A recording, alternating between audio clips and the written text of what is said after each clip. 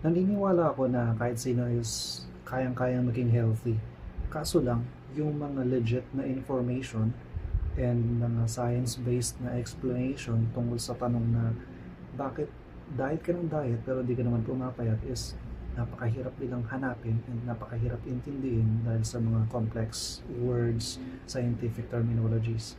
Kaya naman, sa video na to is i-explain ko sa inyo sa sobrang simpleng mga salita lang and kahit siguro mga bata maintindihan yung idea ng calorie in and calorie out and yung mga science-based explanation sa tanong na bakit hindi ako pumapayat o hindi ka pumapayat kahit diet ka ng diet.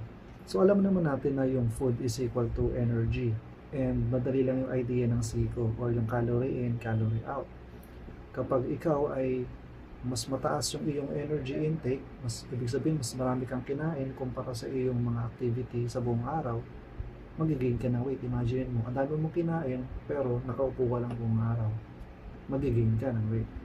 Ngayon, gawin natin yung kabaliktaran. Kapag konti naman yung kinain mo, ibig sabihin konti lang yung energy na nilagay mo sa katawan mo, pero ang dami mong ginagawa buong araw. Imagine niyo, karpentero ka, 8 to 6, puro physical activity.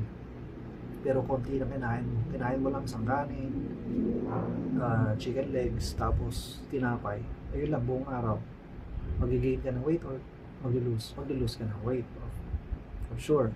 So, ayun lang yung idea ng SICO. So, paano gumagastos ng energy yung katawan natin? So, tingnan nyo yung inyong Meralco bill, yung electric bill nyo sa Meralco. Di ba meron dyang total energy consumption para sa buong buwan? Meron din tayong ganun. Ang tawag nila dito is total daily energy expenditure. Ibig sabihin lang nun, ito yung average na energy na nagagastos mo buong araw. At 60 to 80% ng total energy natin buong araw is ginagamit ng ating katawan kahit nakaupo lang tayo at rest. Ang tawag doon is yung basal metabolic rate or BMR. Tawag nila doon. Gumagastos yung ating katawan ng 60 to 80% kahit nakaupo lang. So, paano yun? Of course, yung mga cells natin sa katawan is gumagana 24/7. So, kailangan nilang ng energy. And 10% naman ng energy is napupunta dun sa pagdadigest natin ng food. Ang tawag naman ng mga researchers doon, ng mga scientists, is yung thermic effect of food. In case na gusto nyo lang malaman, sasabihin ko na rin. And finally, yung iba is napupunta sa physical activities. And meron tayong dalawang klase ng physical activities. Yung exercise and non-exercise.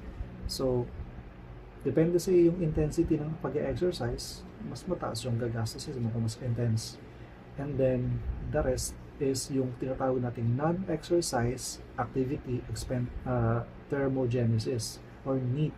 NEAT yung tawag nila doon. And ito naman yung mga physical activity na non-exercise.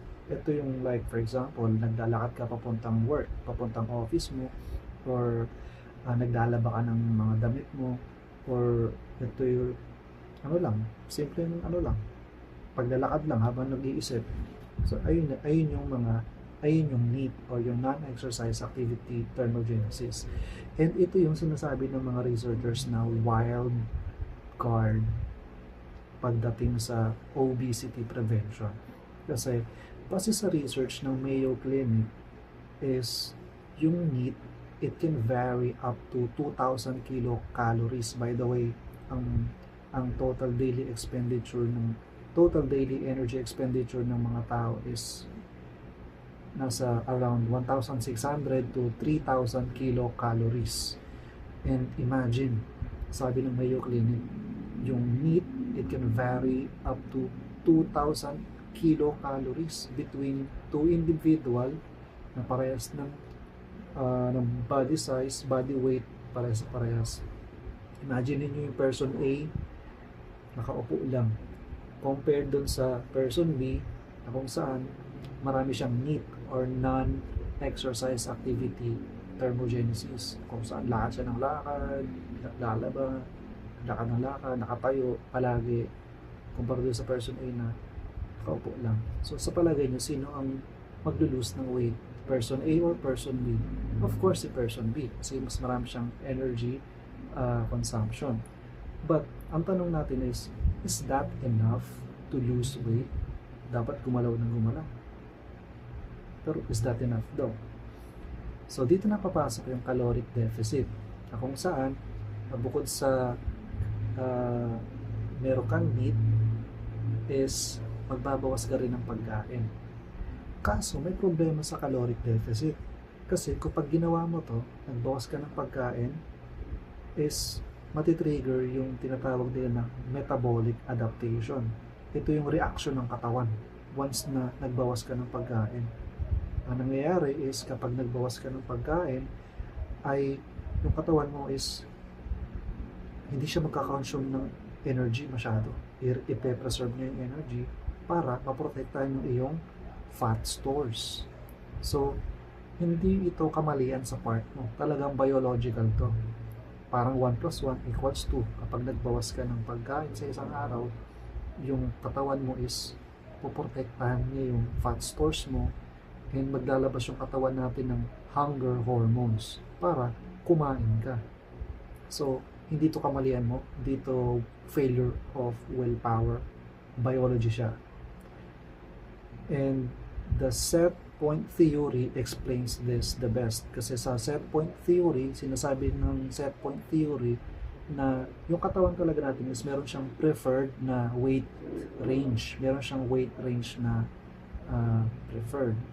And once na nakita or na-detect ng katawan natin na yung weight mo is bumaba dun sa preferred weight range na yon, maglalabas yung katawan natin ng hunger hormones para kumain ka, para mabalik tayo, para bumalik yung katawan mo dun sa preferred weight niya. Pero itong set point or yung preferred weight is na-adjust siya ng paunti-unti, slowly. Pwede siyang bumaba, pwede siyang tumaas. Pero never siyang ma-adjust ng drastically. For example, gusto mong pumayat.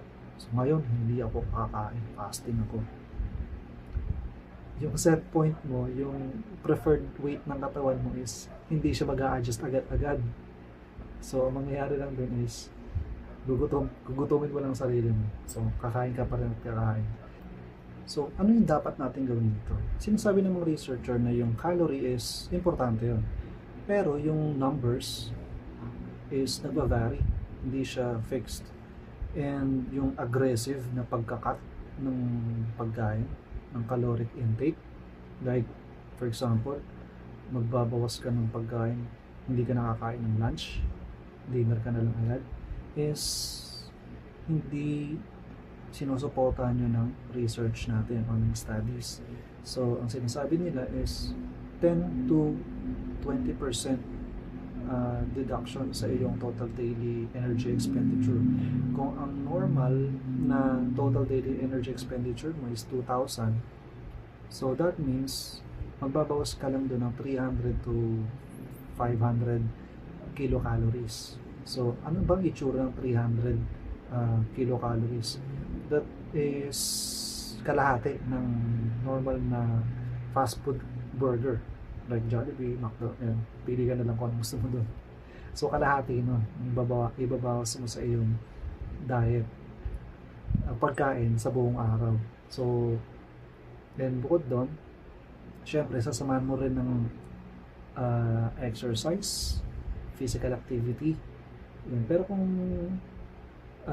sa condition mo is hindi mo pa kaya, pwede naman lakad-lakad lang or yung tinatawag nating NEAT or yung non-exercise activity thermogenesis. So, mas sustainable yung ganito kaysa yung extreme na pagbabawas. But, is this enough to explain kung bakit diet ka ng diet pero hindi ka naman pumapayat? No, this is not the only explanation. Sa susunod na video, yung part 2 is itatalakayan natin or i-discuss natin yung tungkol sa hormonal factors. So, stay tuned.